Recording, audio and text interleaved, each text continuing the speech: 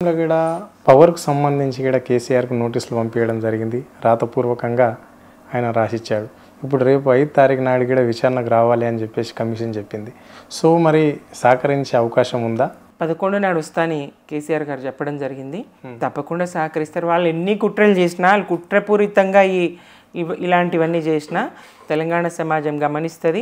సరైన సమాధానం కేసీఆర్ గారు చెప్తారు. ఎందుకంటే అక్కడ జరిగిందేమీ లేదు. కేసీఆర్తో పాటు అప్పుడున్న ఇరిగేషన్ మంత్రి హరీష్ రావుకి ఇచ్చారు. ఆర్థిక మంత్రి అయిన ఈటల రాజేందర్ గిడి ఇవ్వడం జరిగింది కదా. మరి ఎక్కడ సందర్భం దొరుకుతుందా, ఎక్కడ అవకాశం దొరుకుతుందా, ఎక్కడ ఇరికి అన్న ఈ సందర్భంగా అయితేనేంది, ఇదివరకు ఇదైతేనేంది, కొన్ని అసలు డైవర్షన్ పాలిటిక్స్లో భాగంగానే ఇవన్నీ కుట్రలు.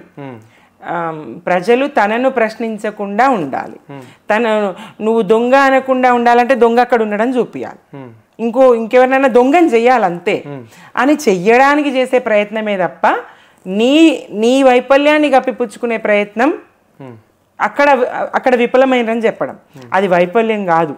ఫలవంతమైనటువంటి పాలన, ప్రజలకు అందినటువంటి పాలన, సుభిక్షమైనటువంటి పాలన ఏం కోరుకొని తెలంగాణ ప్రజలు ఉద్యమం చేసినరో అవి అందుతున్నటువంటి సందర్భం, ఆ ఫలాలు అందుతున్నటువంటి సందర్భం, ప్రజలంతా సుఖశాంతులతో ఉన్నటువంటి సందర్భం కదా కేసీఆర్ పాలన. ఒక్కసారి ఎంత దయనీయమైన స్థితిలోకి తెలంగాణ నెట్టితివి. జై తెలంగాణ అని ముఖ్యమంత్రివి కదా నువ్వు. తెలంగాణ సోయి లేదు కదా నీకు, తెలంగాణ పట్టింపు లేదు కదా నీకు, మాతృభూమి మీద మమకారం లేదు కదా నీకు. ప్రజల మీద ఎట్లా ఉంటుంది, ఎట్లా ఆశించాలి మేము? ఏది చేసినా అనేక రకాలుగా గడికొకటి 15 రోజులకు ఒక ఇష్యూ ముందుకు తీసుకొస్తారు. ప్రజల దృష్టి మళ్లించాలని చూస్తారు. ఆ దృష్టి మళ్లించే క్రమంలోనే రకరకాల ఇట్లాంటి ఎత్తుగడలు. ఎందులో ఈ కార్ రేస్లో ఏం లేదు, ఇంకో దాంట్లో ఏం లేదు, ఇంకో దాంట్లో ఏం లేదు. నన్ను అంటా ఉన్నారు పట్టి జైల్లో వేయొద్దా అని. ఎట్లా వేస్తావు జైల్లో? ఏది సాధ్యం?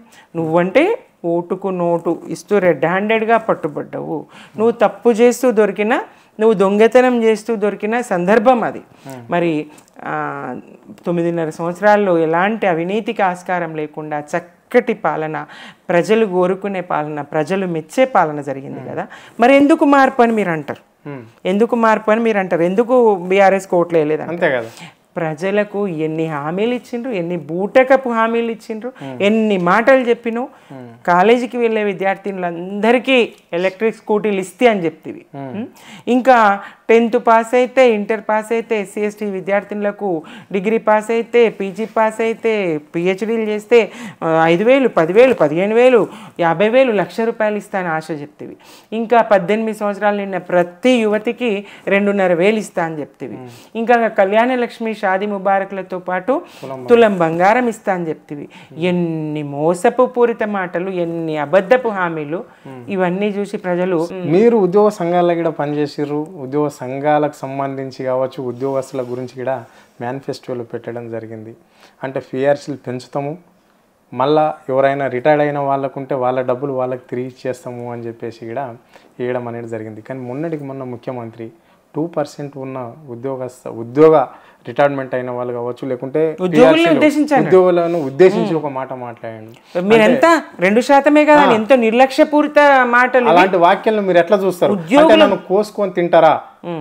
98% ఉన్న ప్రజలది ఏ పథకాన్ని ఆపి మీకు ఉద్యోగాలకు సంబంధించి మీ జీతాలు ఇవ్వాలి, మీకు పిఆర్సీలు పెంచాలి, మీకు రిటైర్డ్ అయిన డబ్బులు ఇవ్వాలి అని చెప్పేసి ఒక వ్యాఖ్యలు చేసి మరొక్కసారి తన విఫల పాలనను ప్రశ్నించకుండా ఉండడానికి, మరొక్కసారి తన వైఫల్యాన్ని కప్పిపుచ్చుకోవడానికి, మరొక్కసారి డైవర్షన్ పాలిటిక్స్లో భాగంగానే ముఖ్యమంత్రి మాట అన్నాడు, కుట్రపూరితంగా అన్నాడు, వ్యూహం అని అనుకున్నాడు. ఆయన పెద్ద భ్రమ, తనని తాను ఒక మేధావిననే ఫీలింగ్ తోని ఎవరిచ్చిండ్రో దిక్కుమల్ల సలహా.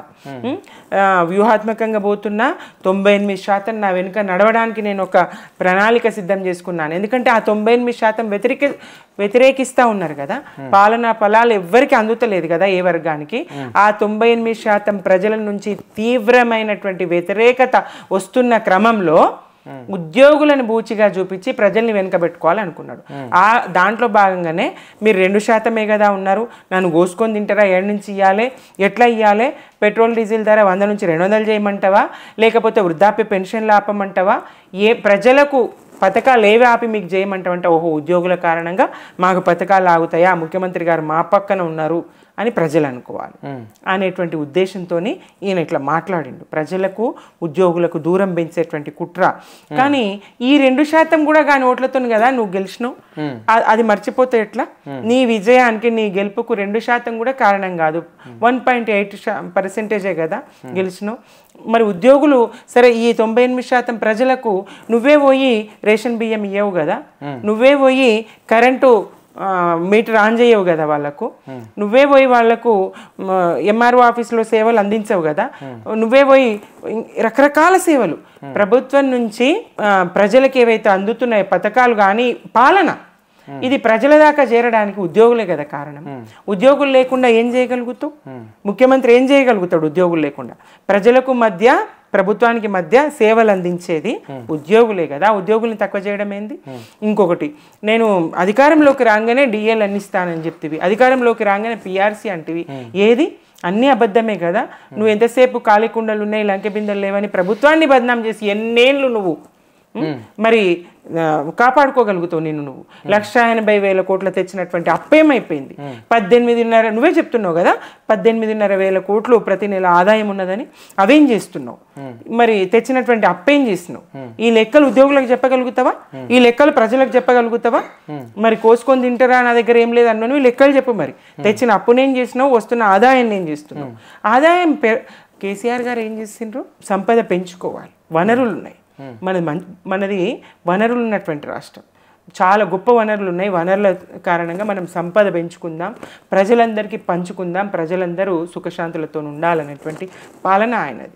మరి ఈయన వచ్చినాక ఏ రంగం చూసినా తగ్గినాయి. ఆదాయం, రాష్ట్ర ఆదాయం తగ్గింది కదా, గణనీయంగా తగ్గింది కదా.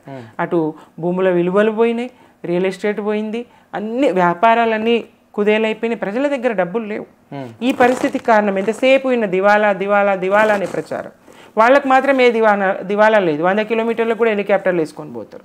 వాళ్ళ విషయానికి వాళ్ళ విదేశీ పర్యటనలకు ఏ దివాలా ఉండదు. వాళ్ళ ప్లేట్ భోజనం ₹1,00,000 అట్టండి, వేములవాడకు పోయి 32,000 రూపాయలకు ప్లేట్ భోజనం అట్ట. మరి ఇట్లాంటి ఖర్చులు మీరు అంటే ఇక్కడ ఒక మంత్రి కూడా ముఖ్యమంత్రి చేసిన వ్యాఖ్యలను సమర్థించాడు ఆయన ఉద్యోగుల పట్ల. ఇది వాస్తవమే, మా ముఖ్యమంత్రి మాట్లాడింది అన్నారు. మరి ఎట్లా చూస్తారు ఆ వ్యాఖ్యలను మీరు? ఆ మంత్రి ఈ ఎట్టి పరిస్థితులు వాస్తవం కాదు. ఉద్యోగులు 35-40 సంవత్సరాలు, 30 నుంచి 40 సంవత్సరాల మధ్య వాళ్ళ సేవలు అందిస్తారు, వాళ్ళు దాచుకుంటారు. రిటైర్ అయిన నాటికి ఓ ఇల్లు కట్టుకుందామని, లేదంటే పిల్లలకి ఇంత ఇద్దామని నెల నెల వాళ్ళు చాలా జాగ్రత్తగా ఖర్చు పెట్టుకొని దాచుకున్నటువంటి వాళ్ళ డబ్బులు, బెనిఫిట్స్ ఏవైతే ఉన్నాయో అవి సకాలంలో అందించకపోతే ఎట్లా? కేసీఆర్ గారు ఎంత గొప్పగా ఆలోచన చేసిండ్రంటే, రిటైర్మెంట్ నాటికి, పదవి విరమణ పొందిన నాటికి ఉద్యోగిని మనమే గౌరవించి అదే రోజు బెనిఫిట్స్ చేతిలో పెట్టి పంపించాల్సిన అవసరం ఉంది. కార్యాలయాల చుట్టూ ఆ ఉద్యోగి, పదవి విరమణ పొందినటువంటి ఆ ఉద్యోగి, ఆ విశ్రాంత ఉద్యోగి కార్యాలయాల చుట్టూ తిరగద్దు. అట్లాంటి పరిస్థితి రావద్దు. మనం చేతిలో పెట్టి పంపించాలి, గౌరవంగా మనమే ఇంట్లో దింపి రావాలి అనేటువంటి కేసీఆర్ గారి ఆలోచనలు ఎక్కడా? ఏడాది కాలంగా నువ్వు 10,000 కోట్లు పదవీ విరమణ పొందినటువంటి ఉద్యోగులకు ఇవ్వాల్సినటువంటి, వారు దాచుకున్న పైకం ఇవ్వాల్సినటువంటి, వారికి హక్కుగా రావాల్సినటువంటి పైకం ఇవ్వడానికి ఏడాది కాలంగా నువ్వు వాయిదాలు వేస్తూ బడా బడా కాంట్రాక్టర్లకు కట్టబెడుతూ నువ్వు నీ ఏం పాలన అసలు? అక్కడ అన్నదాతలు పిట్టల్లాగా రాలిపోతూ ఉన్నారు. నెలల తరబడి ధాన్యం కొనుగోలు లేవు. అక్కడ చివరి గింజ వరకు కొంటామంటారు. ఎప్పుడు కొంటారు? తడిసి మొలకలెత్తిన ధాన్యం క్వింటాలకు 5 నుంచి 10 కేజీల తరుగు తీసిండ్రు. ఆ తరుగు తీసి కూడా సకాలంలో ఇంకా కొనలేదు. కొన్న వాటికి ఇంకా వాళ్ళ అకౌంట్లలో డబ్బులు వేయను లేదు, బోనసు లేదు, అసలు లేదు. ఎంత దారుణమైన పరిస్థితులు రైతుల పట్ల. వాళ్లకు నువ్విచ్చే రైతు భరోసా ఇచ్చిన వాడివి కాదు, వాళ్ళ పంట డబ్బులు ఇంకా రాలేవు, పండించిన పంట డబ్బులు ఇంకా రాలేవు. వాళ్ళు రేపు పెట్టుబడి మొదలైంది, దున్నుకాలు మొదలు పెట్టాలి, తుకాలు పోసుకోవాలి, నార్లు పోసుకోవాలి. రైతులు ఏం చేస్తారు? ఎట్లా చేస్తారు? ఎక్కడి నుంచి తెస్తారు? ఎవరిస్తారు డబ్బులు? పరిస్థితి ఏంది? అటు బ్యాంకులల్లో నువ్వు పరిస్థితి ఇట్లా చేస్తేవి, 2 లక్షలు తెచ్చుకపోండి నేను ఎంబడే మాఫీ చేస్తా అంటే ఆడ బ్యాంకుల వాళ్ళ నెత్తి మీద రుణం ఉన్నది, అది క్లియర్ చేయలేరు. ఇప్పుడు రైతుల పరిస్థితి అయితే ఎంత దారుణంగా ఉంది రాష్ట్రంలో అంటే అంత దారుణంగా ఉంది. ఇటు పదవి విరమణ పొందిన ఉద్యోగుల, విద్యావంతుల, నిరుద్యోగుల, ఎవ్వరి పరిస్థితి బాగాలేదండి. అంటే అన్ని రంగాల్లో కూడా పాలన పడకేసినటువంటి పరిస్థితిని మనం చూస్తూ ఉన్నాం. అటు ఆసుపత్రుల్లో మాతా శిశు మరణాలు తగ్గినుండే బీఆర్ఎస్ ప్రభుత్వంలో కేసీఆర్ కిట్ ఇచ్చి ఏది న్యూట్రిషన్ కిట్ ఇచ్చి మాతా శిశు మరణాలు తగ్గినాయి. డాక్టర్లకు ఇన్సెంటివ్స్ ఇచ్చి సాధారణ ప్రసవాల సంఖ్య పెరిగింది. దాంతో మహిళల ఆరోగ్యం ఎంత బాగుపడుతుంది, ఎంత మెరుగవుతుంది. తర్వాత పసిపిల్లల్ని ఏదో పాత గుడ్డల్లో చుట్టే పరిస్థితి ఉంటుండే పాపం. అందరూ సంపన్న వర్గాలు కాదు కదా. అట్లాంటి పరిస్థితి నుంచి ఆయనకు పసిపిల్లలకు ఎన్ని అవసరాలు ఉంటాయో అన్ని అవసరాలు గుర్తించి కేసీఆర్ కిట్ ఇచ్చేవాడు. ఇంకా 12 ఆడపిల్ల పుడితే 13,000, మగ పిల్లాడు పుడితే 12,000 ఇచ్చి బాలింతకు అవసరమైనటువంటి అవసరాలకు సరిపడా ఎదురు డబ్బిచ్చి పంపించే పరిస్థితి ఉంటుండే కదా. ఉచిత కాన్పు చేసి అవసరాలు తీర్చి అవన్నీ లేవు, ఇప్పుడేమీ లేవు. కాంగ్రెస్